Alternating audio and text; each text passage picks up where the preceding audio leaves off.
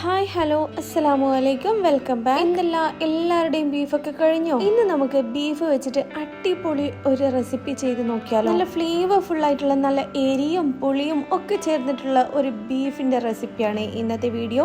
അപ്പോൾ എല്ലാവരും സ്കിപ്പ് ചെയ്യാണ്ട് മുഴുവനായിട്ട് കാണാൻ വേണ്ടി ശ്രദ്ധിക്കണേ. അപ്പോൾ നമുക്ക് റെസിപ്പിയിലോട്ട് പോവാം. ഞാനിപ്പോൾ എടുത്തിട്ടുള്ളത് എല്ലോട് കൂടിയിട്ടുള്ള ബീഫാണ്. നിങ്ങൾക്ക് വേണമെങ്കിൽ എല്ലില്ലാണ്ടും യൂസ് ചെയ്യാം കേട്ടോ. ഞാനിപ്പോൾ കുറച്ചുകൂടി ടേസ്റ്റി ആവാൻ വേണ്ടി എല്ലോട് കൂടിയിട്ടുള്ള ബീഫാണ് എടുത്തിട്ടുള്ളത്. ഇതിപ്പം 1/2 കിലോ ആ ഒരു അളവിലുള്ള ബീഫാണ് എടുത്തിട്ടുള്ളത്. ഇനി ഇതിലേക്ക് ആവശ്യത്തിന് 3-4 പച്ചമുളക്, ഒരു 5 ടല്ലി വെളുത്തുള്ളി, കുറച്ചധികം ചെറിയ ഉള്ളിയും ഒരു കഷ്ണം ഇഞ്ചിയും ചേർത്ത് ചെറുതായിട്ടൊന്ന് ക്രഷ് ചെയ്തെടുക്കാം.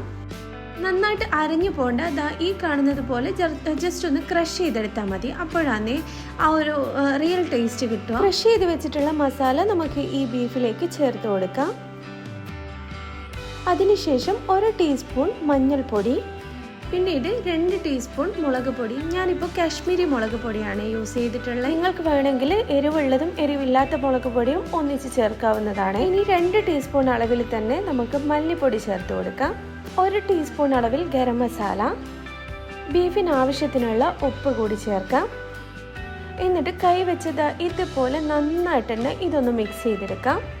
ബീഫിന്റെ എല്ലാ ഭാഗത്തും മസാല എത്തുന്ന രീതിയിൽ നന്നായിട്ട് തന്നെ മിക്സ് ചെയ്തെടുക്കണം കേട്ടോ. അപ്പൊ ഇതാ ഞാൻ മൊത്തത്തിൽ ഇതേപോലെ മിക്സ് ചെയ്തെടുത്തിട്ടുണ്ട്. ഇനിയിപ്പോ ഈ ബീഫ് കുറഞ്ഞത് 1 മണിക്കൂറെങ്കിലും റെസ്റ്റ് ചെയ്യാൻ വേണ്ടി വെക്കണേ. നിങ്ങൾക്ക് സമയം ഇല്ലാന്നുണ്ടെങ്കിൽ ഒരു 1/2 മണിക്കൂറെങ്കിലും മാക്സിമം വെച്ച് കഴിഞ്ഞാലാണ് അതിന്റെ ആ ഒരു ടേസ്റ്റ് ഉണ്ടാവുക. അപ്പോൾ ഇത് ഞാനൊരു കറക്റ്റ് 1 മണിക്കൂറിന് ശേഷം ഞാനിപ്പോൾ ഇതാ ഒരു കുക്കറിലോട്ട് ഇത് മാറ്റുന്നുണ്ട്.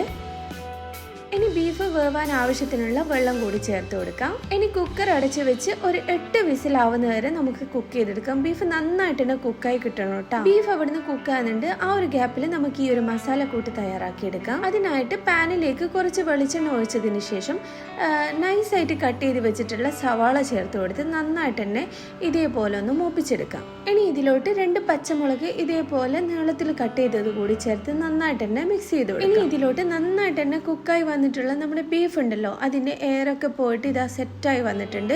അത് നമുക്ക് ഇതിലേക്ക് ചേർത്ത് കൊടുക്കാം. ശേഷം നന്നായിട്ട് തന്നെ ഇതൊന്ന് മിക്സ് ചെയ്ത് കൊടുക്കാം.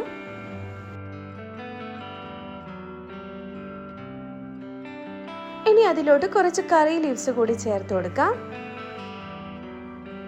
ഇനി കുറച്ചുകൂടി ഫ്ലേവറിന് വേണ്ടിയിട്ട് കുറച്ച് ഗരം മസാലപ്പൊടി, ഒരു 1/4 ടീസ്പൂൺ ഗരം മസാലപ്പൊടിയും പിന്നീട് കുറച്ച് കുരുമുളക് പൊടിയും കൂടി ചേർത്ത് കൊടുക്കാം.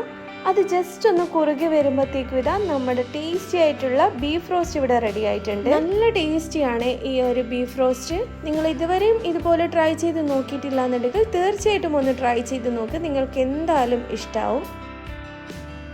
അത്യാവശ്യം എരിയും പുളിയും ഒക്കെ ചേർന്നിട്ടുള്ള ഈ ഒരു ടേസ്റ്റി ബീഫ് റോസ്റ്റ് നിങ്ങൾക്ക് ഇഷ്ടപ്പെട്ടെന്ന് വിചാരിക്കുന്നു. അപ്പോൾ നിങ്ങൾ ട്രൈ ചെയ്ത് നോക്കിയിട്ട് അതിൻ്റെ ഫീഡ്ബാക്ക്സ് കമൻസിലൂടെ അറിയിക്കണേ. നിങ്ങൾക്ക് ഈ വീഡിയോ കണ്ടിട്ട് ഇഷ്ടമായിട്ടുണ്ടെങ്കിൽ പ്ലീസ് ഒന്ന് ലൈക്ക് ചെയ്യാനും സബ്സ്ക്രൈബ് ചെയ്യാനും നിങ്ങളുടെ ഫ്രണ്ട്സിനും ഫാമിലിക്കും ഒന്ന് ഷെയർ ചെയ്ത് കൊടുക്കാനും മറക്കല്ലേ. ഞാനിപ്പോൾ ഈ ഒരു ബീഫ് റോസ്റ്റ് സെർവ് ചെയ്യുന്നത് പാൽക്കപ്പയുടെ കൂടെയാണ്. ഞാനില്ലേ പാൽക്കപ്പയുടെ റെസിപ്പി വീഡിയോ ഞാൻ ഇന്നലെ പോസ്റ്റ് ചെയ്തിട്ടുണ്ട്. കാണാത്തവരുണ്ടെങ്കിൽ ഒന്ന് പോയി ആ ഒരു വീഡിയോ കൂടി കണ്ടു നോക്കണേ. അപ്പോൾ നിങ്ങൾക്ക് എല്ലാവർക്കും ഈ പാൽക്കപ്പയുടെയും ബീഫിന്റെയും റെസിപ്പി വീഡിയോ ഇഷ്ടമായിട്ടുണ്ടെന്ന് വിചാരിക്കുന്നത്. അപ്പോൾ ഇതാ വളരെ എളുപ്പത്തിൽ തയ്യാറാക്കാൻ പറ്റുന്ന 2 വിഭവം ഇവിടെ റെഡി ആയിട്ടുണ്ട്. വീഡിയോ ഇഷ്ടമായാൽ ലൈക്ക് ചെയ്യാനും ഷെയർ ചെയ്യാനും സബ്സ്ക്രൈബ് ചെയ്യാനും മറക്കല്ലേ. അപ്പോൾ പുതിയ റെസിപ്പീസുമായിട്ട് വീണ്ടും കാണുന്നവരെയും ബൈ, അസ്സലാമു അലൈക്കും.